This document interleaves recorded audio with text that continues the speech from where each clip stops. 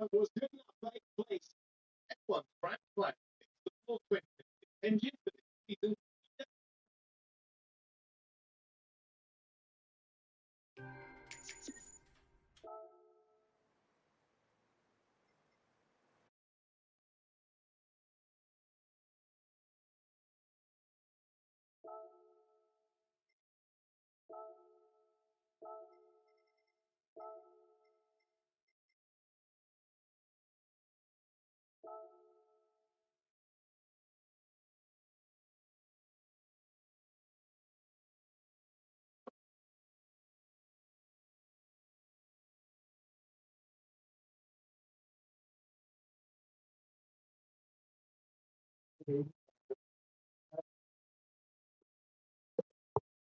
we'll with your stop there. Okay, the 77 listed. They work elsewhere, they're brought in there, but this is their favorite part of the whole stuff. Anytime you're not on the watch, you're not working, you come down here, the lights are always on, coffee pot's always making coffee, and there's always a good cook in that galley making the next meal. Stuff for 4 meals a day. Breakfast at 6 a.m., dinner at noon, supper at 6 p.m., practice with dinner at noon. And these were very good, highly respected, well liked. The Navy spent more money on our food than any sailor's food. Any other military anywhere. I get guys down here who fly jet off air. They said best food we ever saw. And the Navy's doing that on purpose. There's just not a lot of things to do. People often we never hear from their wife and kids. We don't get much of the way the world moves except in life. And there's nothing we can do about it. When they close that hatch up there, shows you that hatch, people look at it and they go, oh no, because they know it's going to be 90 days. They open the hatch. Somebody could stop something. Put them in the bank, put them in the freezer, things. So the only way to get out is just put it in 90 days. Keep good things there. Don't do anything wrong with it in the 90 days. Just pick it up. But down here, this food is going to keep everybody relatively happy. Very good. Breakfast. Anything for breakfast that can be made on a flat top here. Use the word A. Here's what you can want for breakfast. Here's what you can have top. And then you come over here and say, hey buddy, here's what I want. I want pancakes and French toast and scrambled eggs and cheese omelet and bacon sauce, hash brown. Yes, please. There's 2 waffle irons going back there. I'd like a waffle. And if at the end of that, you're still hungry, make this some oatmeal. The only breakfast you can't have on the submarine is milk and cereal. We use up to about 6 days. 6 hours after breakfast, come down, there's a dinner cooking. Everybody makes a noon meal. Here's the noonday meal that October 7th. Meatloaf, broccoli, meatloaf, garden salad, it's a nice food. Then you put the chicken to good meal and have to good meal. There's come down there 6 hours later. There's another supper cook. That night is 6 hours later. You get up and go to the there's a guy up there who's chicken sandwiches. That chicken sandwich you ever had. And then that cook, overnight cook, stays up and makes pies and cakes and pastries and soup. And you get up at the next morning, you can do it. These were very well respected. I heard one of the realistic bonuses for these guys is, would you like to go to a fancy cooking school? Cooking school, how about that? If you sign up. Sounds amazing. Like you said, if you want to sign up. Yeah, well, if you like to be realistic, what they like to stay on. The people down here, uh, especially like on Friday night, they spend a lot of money.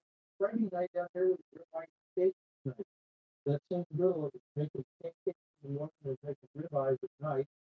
They come out on a big platter and they just go round and round and round. And incidentally, this is the same food as the office.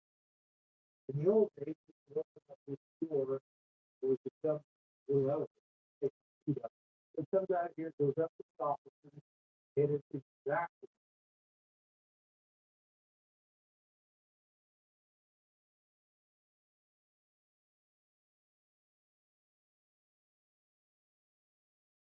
Maine produces 99% of wild blueberries in the U.S. They're sweeter and healthier than ordinary blueberries, giving them superfood status. And they bring in $360 million to the state, support more than 2,000 jobs. But now, this entire industry is under pressure.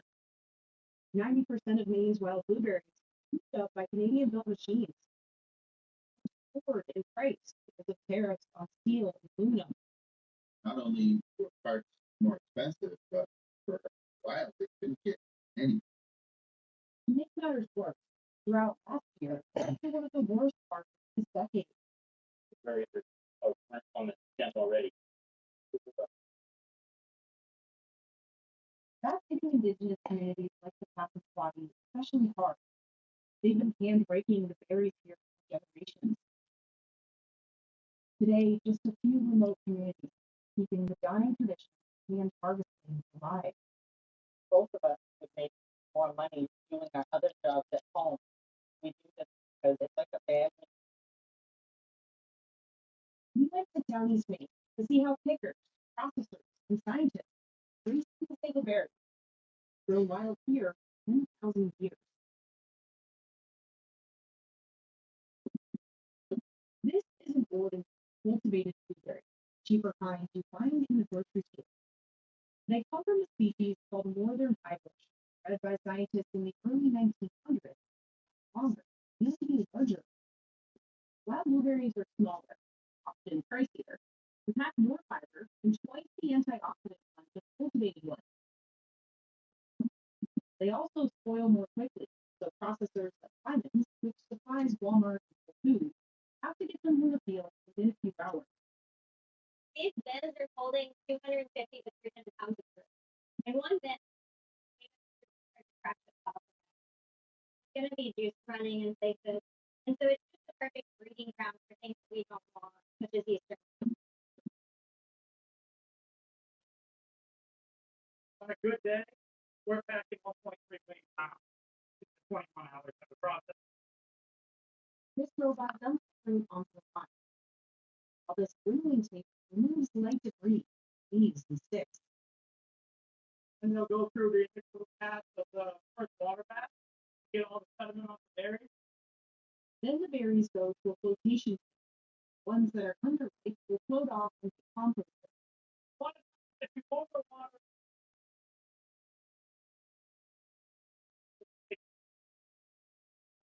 No, he's worked here for 24 years. so I'm the fourth generation here at Lyman. My great grandfather worked here back in the 60s. My grandfather worked here in the late 90s. No, I don't currently at this time. I stopped the blood box. The sweeter ripe berries sink and head to sanitizer. Then they're frozen in this tunnel at negative 28 degrees Fahrenheit. Because wild blueberries have such a short shelf life, bring them out even fresh. 99% shipped out frozen. Finally, this machine backs them up. But in 2025, I'm in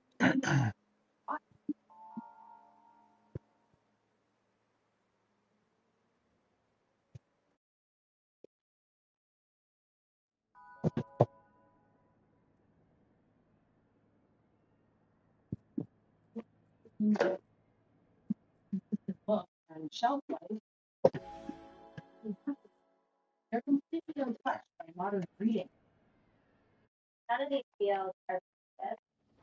None of them have been here for hundreds and hundreds of years. time, the wild blueberry shrub will evolve and diversify. Now there can be 1,500 different one field, bringing active colors, shapes, and sizes.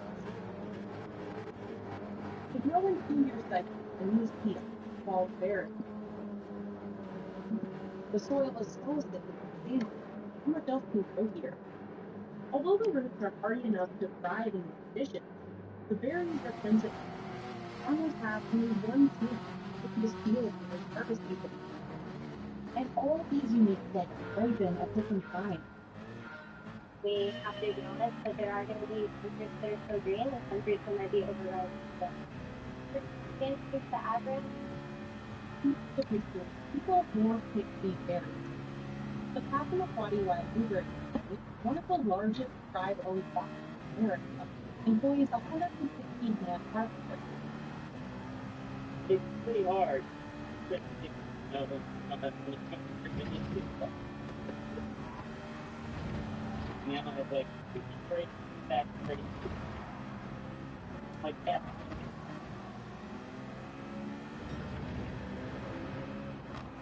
Jim Young has been harvesting these berries for the last 15 years.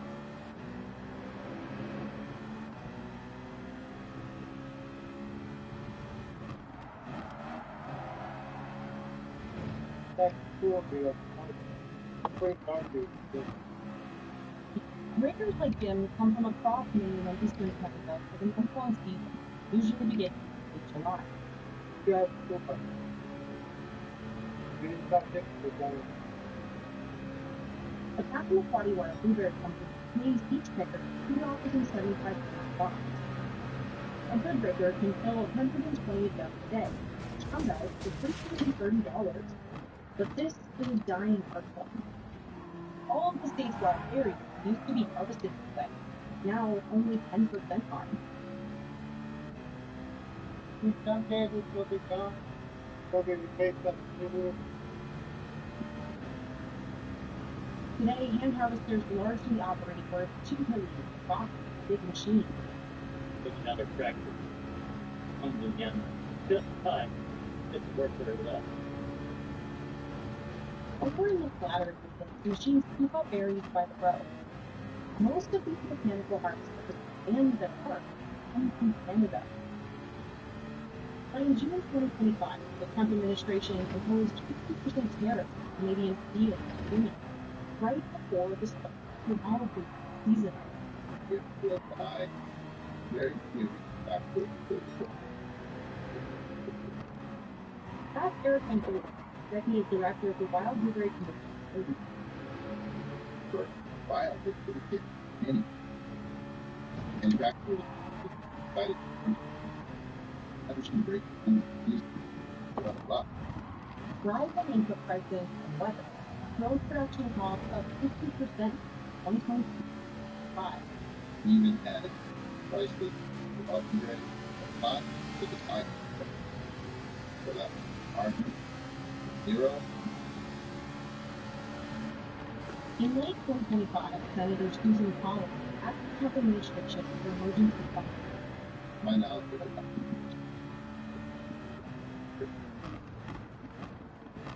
This came during one of the worst wild blueberry crops in the last decade. During pollination season in spring, rainfall nearly quadrupled from the year before. So bees didn't visit the blueberry fields often. very good. I'm dropping to the earth. The worst thing that hit Mainers in 2025, drought during the harvest season. The berries you don't even think you can eat. we've had just under a ton. plant punch. Unlike most crops, which have a harvest season in the southern hemisphere to back on, wild blueberries are only picked in the northeast of the U.S. and Canada. Yeah, one time. This is why Wyman's processed fewer berries than normal in 2025, and it wasn't alone.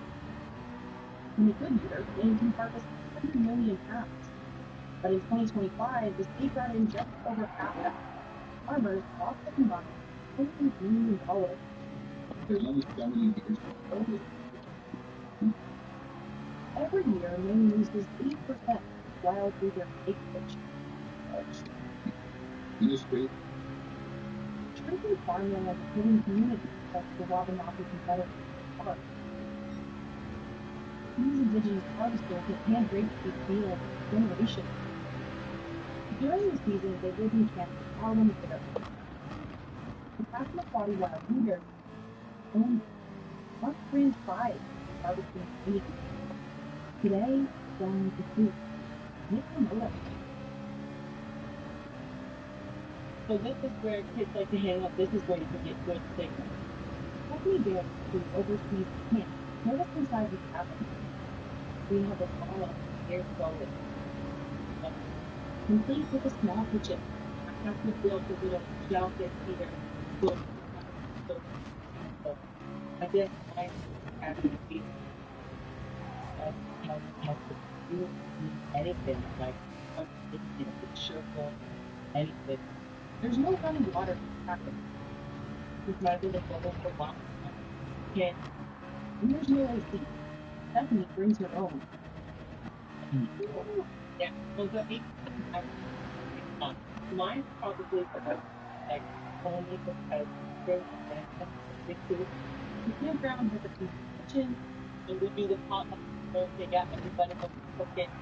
dining hall, So they had birthday party here last night. showers, bathrooms, and a laundry room. It's a home away from home. And people are upset there. My sister on TV still everybody just everybody. So this reminds me of being little and like about Despite the heat and the hard work, meaning the spirit of this camp never pull back season for season. our relatives, not relatives, they come. It's a big city there. And then Priscilla and her family, they've been coming to the there for all the third year. And this is John. John and help to the oh. Yeah, yeah. First is the damn thing. How long do you think it's up here? Because it's 3 years old. 35. Almost everyone in this camp is indigenous. Berries have been vital to their tribe for millennia. They were a staple food for the Wabanaki Confederacy, of which the Passamaquoddy tribe belonged. They ate wild blueberries fresh, crisp, dry, and the Wabanaki ground them into a natural dye, textile, and woven sweetgrass, and used the berries and roots as medicine. They were the first to do controlled burning and blueberry crops, in the shrub, and their part of the meat. The fruit is so important. To this day, young wells coming of age grow them very fast. Africa, Europe, After quality, Bob or follow up there. We're all related, like our languages both sound similar. All the big families, you don't know it's okay, we're going to do. You know, it's hot, it's sweaty, and whatever, it's still, it's just a good time. Everyone's hard. We can do that. Or fried or cold, no matter how you're big man, okay?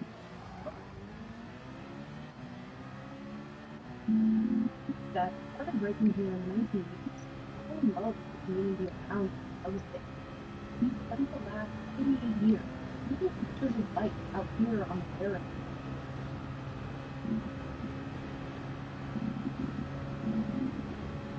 Yeah, that was my first school. He keeps many of his friends in his cabin. He was the top ranger off the school, probably 80. David lives 2 doors down from Stephanie. He's witnessed the shift in who shows up to harvest. From young white punks in the 90s, He's pretty wild. Yeah. to communities in Ecuador and Guatemala today.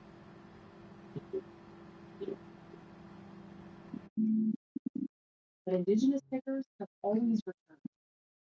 Anything. There aren't many lines of work that really have success. I mean, it's good. Let's be honest. Decades in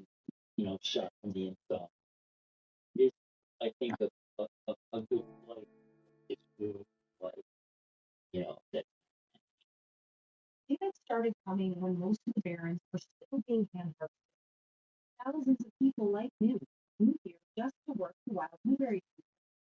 Washington County is a very important.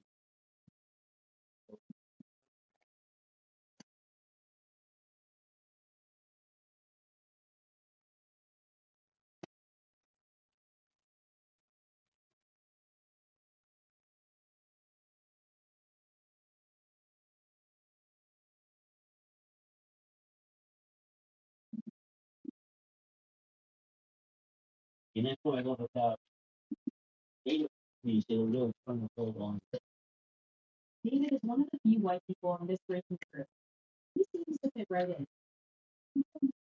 Uh-oh. It's An extreme round there.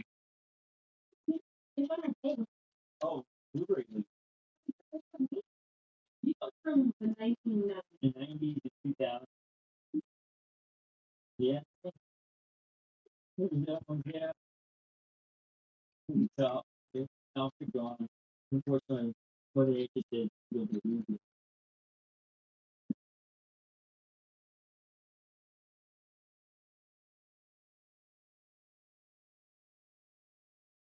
A few years ago, after Swati used the revenue from wild blueberries to buy a harvest truck. But for centuries, they didn't own their ancestral barons.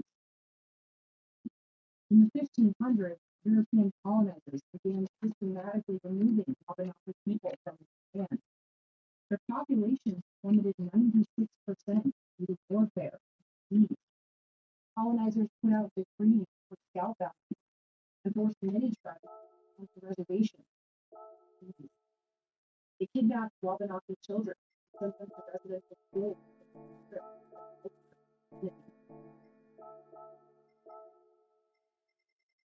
It wasn't until the 1860s, during the Civil War, that the commercial harvest of wild blueberries began to supply U.S. soldiers with nutrient-dense canned berries. Jasper Wyman started out canning sardines in 1874, but saw a big opportunity for wild blueberries growing on his land.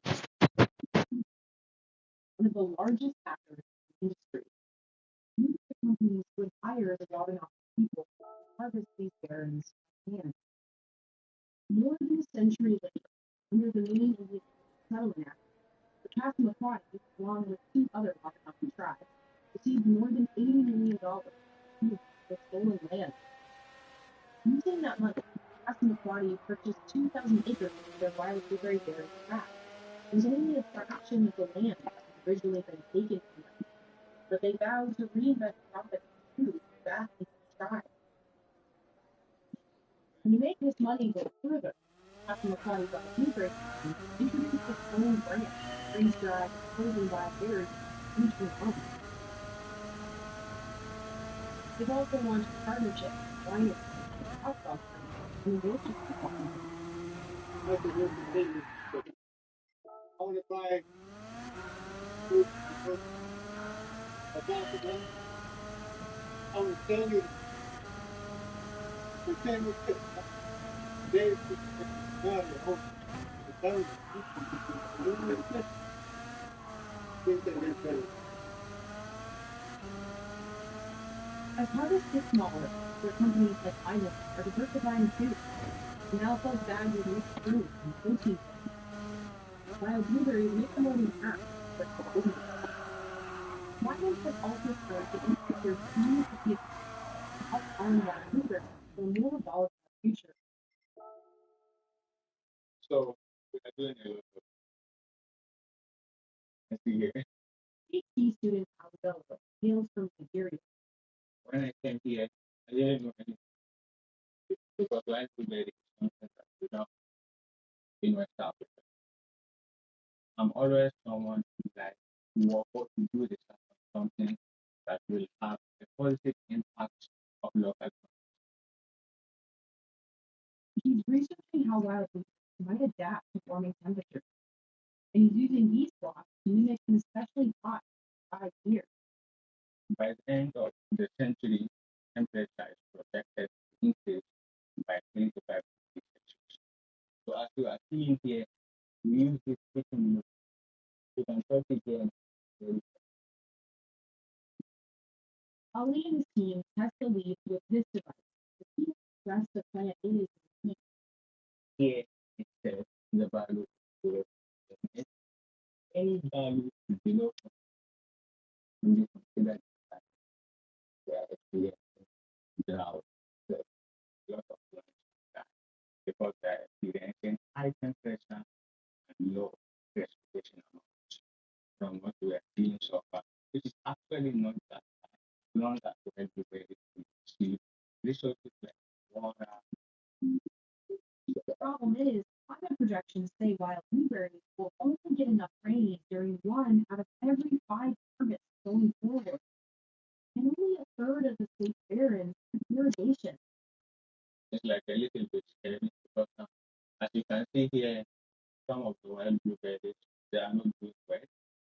Honestly, it is something that Maine has plenty of water for irrigation,